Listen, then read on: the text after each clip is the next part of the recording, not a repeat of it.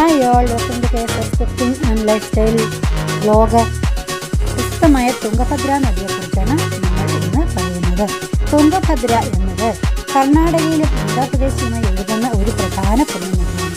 പശ്ചിമഘട്ടത്തിൽ നിന്ന് ഉത്ഭവിക്കുന്ന തുംഗഭദ്ര എന്നീ രണ്ട് അരുവികൾ കൂടിച്ചേർന്നാണ് ഈ നദി രൂപപ്പെട്ടത്. ഇത് കൃഷ്ണാനദിയുടെ പ്രധാന പോഷക നദിയാണ്.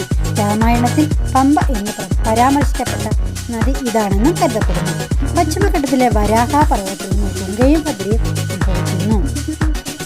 ഷിമോഗയ്ക്കടുത്തുള്ള കുടലിൽ വെച്ച് തുംഗയും ഭദ്രയും ചേർന്നാണ് തുംഗഭദ്ര നദി രൂപപ്പെട്ടത്. ഈ നദി കർണാടകയിലൂടെ ഒഴുകി പിന്നീട് ആന്ധ്രാപ്രദേശിലെത്തി കൃഷ്ണാനദിയിൽ ചേരുന്നു.